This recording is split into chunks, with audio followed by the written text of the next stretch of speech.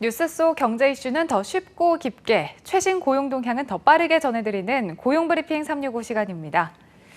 조성미 기자 안녕하세요. 네, 안녕하세요. 네, 오늘 어떤 이슈인가요? 네, 벌써 5월의 끝자락인데요. 그래서 6월부터 새로 이제 도입되는 중요한 제도가 있어서 이슈픽에서 준비해봤습니다. 바로 전월세 신고제입니다. 정부는 임대차 시장 정보를 투명하게 공개하고 임차인의 권리를 보호하기 위해서 오는 6월부터 전월세 신고제를 시행하는데요. 우리나라 2천만 가구 중에 절반가량인 888만 가구가 무주택 가구입니다. 전세나 월세를 사는 가구가 절반가량 된다는 거죠. 그만큼 이번 신고제 시행에 당사자가 될 분들이 많으실 텐데 무엇이 어떻게 달라지고 신고해야 하는지 차근차근 하나씩 짚어보겠습니다. 네, 세입자들의 권리가 더 강화되는 법안이라고 알고 있는데 그동안은 시범 운영 중이었죠? 네, 제도의 혼란을 줄이기 위해서 일부 지역에서만 시범 운영을 해왔습니다. 전월세 신고제는 임대차 계약 체결 30일 이내에 임대인과 임차인이 계약 체결 사실을 지자체에 신고하도록 하는 제도입니다. 전월세 신고제는 임대차 3법 중 하나로 지난해 임대차 3법 처리 이후에 전월세 상한제와 계약갱신 청구권제는 법 개정과 함께 바로 시행이 됐지만 전월세 신고제는 자료의 취합, 시스템 구축 등 같은 그 사전 준비 작업을 해야 됐기 때문에 시행이 유예되면서 6월 1일부터 시행하게 되는 겁니다. 네. 다음 달부터 본격적으로 도입이 되는 만큼 이제 기존과 달리 무엇을 어떻게 신고해야 하는지 하나씩 짚어보도록 하죠. 우선 전월세를 사는 건물이 정말 다양하잖아요. 이런 신고 대상 지역이나 주택의 구분이 따로 있나요? 네, 수도권과 광역시, 세종시, 그리고 시 지역에 보증금 6천만 원 또는 월세 30만 원을 초과하는 임대차 계약이 신고 대상입니다. 반전세의 경우에는 보증금이나 월세 중 하나라도 이 기준을 초과하면 신고 대상이 되는 겁니다. 주택뿐 아니라 고시원, 기숙사도 포함이 됐습니다. 오피스텔도 주거용으로 쓴다면 신고해야 한다는 게 정부 설명인데요. 거의 모든 주거용 건물이 포함된다고 보시면 됩니다.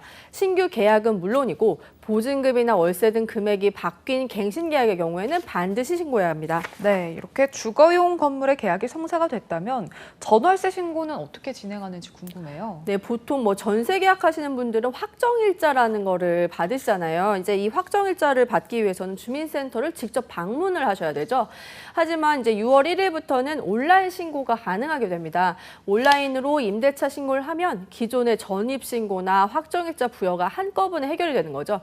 가령 6월 1일에 임대차 계약을 하고 한 달 뒤인 7월 1일에 전입할 예정이라면 7월 1일에 온라인 신고 한 번만으로 임대차 신고, 전입 신고, 확정일자 부여까지 한꺼번에 해결되는 겁니다. 신고서에는 이제 계약 당사자의 인적 정보, 해당 주택의 주소와 면적, 보증금과 월세 금액, 계약 기간 등 모두 적어내야 합니다. 그 임대차 계약서도 역시 첨부를 해야 하고요. 거래액이 소액이어서 계약서 쓰지 않는 경우 있잖아요. 그럴 경우에는 통장에 입금 명세를 입증 서류로 내실 수 있습니다. 네. 신고를 할 때 집주인이랑 세입자가 같이 가서 해야 하는 건지 아니면 한쪽만 가도 되는 건지도 궁금해요. 네, 임대인하고 임차인이 공동으로 신고하는 게 원칙이지만 둘 중에 한쪽만 신고하는 것도 가능합니다. 공동으로 서명한 임대차 계약서를 어느 한쪽이 제출하는 방식으로 신고하게 되는 건데요. 둘 다 시간이 안 된다. 이럴 때는 이제 공인중개사분에게 위임할 수도 있습니다. 이 경우에는 상대방의 신고 사실이 문자 메시지로 통보됩니다. 임대차 계약서를 사진을 찍어서 파일 형태로 제출하면은 신고서를 따로 작성하지 않아도 되고 전입 신고를 할 때 임대차 계약서를 제출하면 임대차 계약 신고도 함께한 것으로 처리됩니다. 네, 그러면 임대차 신고를 하면 전입신고나 확정일자를 같이 올리게 되는 건데 그렇다면 예전처럼 확정일자만 올릴 수는 없는 건가요? 네, 한 번의 신고로 아까 말씀드린 것처럼 확정일자, 전입신고가 한 번에 가능해지기 때문에 과거처럼 확정일자만 따로 올리는 거는 불가능해 보입니다. 또 거기다가 임대차 신고를 하지 않을 경우에 임대인에게는 과태료가 부과되기 때문에 이 부분도 주의하셔야 됩니다. 네.